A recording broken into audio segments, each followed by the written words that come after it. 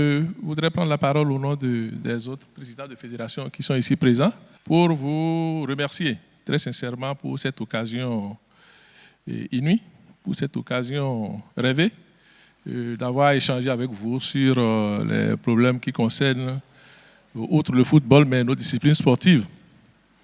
Nous avons tous constaté que depuis 5-6 ans, les grosses performances que nous avons eues au niveau de nos disciplines sportives, je ne voudrais pas les citer ici.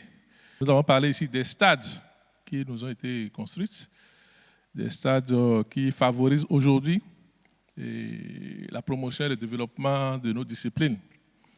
Il y a les projets de classe sportive aussi, qui font qu'aujourd'hui, dans toute l'Afrique, tout le monde connaît le CG Saint-Hérita, tout le monde connaît le CG Kobli.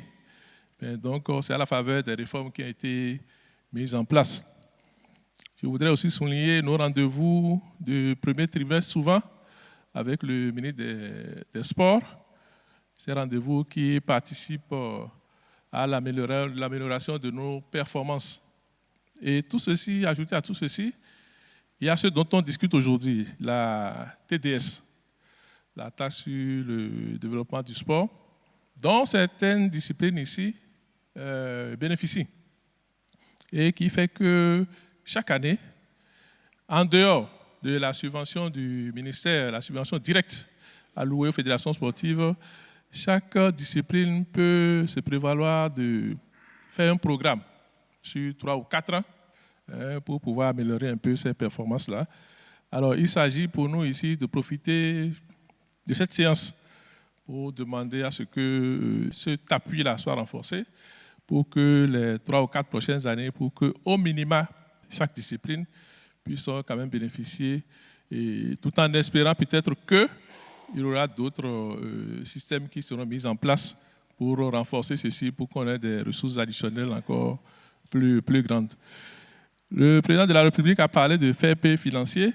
Nous pensons que ce fair play peut consister, par exemple, à ce que si peut-être l'auto ne souhaite pas céder aux autres, qu'il soit imposé sportivement à l'auto d'avoir une équipe de hand et de basket, 2 équipes outre le foot, oui, que ce fair play financier peut se traduire, par exemple, en ça. Monsieur le Président de la République, le ministre des Sports nous a rappelé ici nos performances de 2019 à la CAN, les sélections nationales. Et ce n'est pas un hasard, c'est tout simplement que depuis quelques années, il y a une autre façon de faire les choses autour de nos sélections nationales qui fait que ces résultats sont atteints. L'ensemble des fédérations sportives, tout au moins les 4 qui sont ici, nous aurons bien aimé aussi que nos sélections nationales soient détachées des fédérations, les appuis, que l'État s'approprie de nos sélections nationales pour que nous ne soyons pas obligés, en termes de participation de nos sélections nationales, de le faire sur les subventions directes que nous avons du ministère des Sports. C'est-à-dire que nos sélections nationales soient prises en charge directement par l'État, un peu comme cela se fait au foot. Et ça nous soulagerait, ça ferait que nous pourrons être concentrés à beaucoup d'autres choses en termes de développement et de la promotion des différentes disciplines dans notre pays.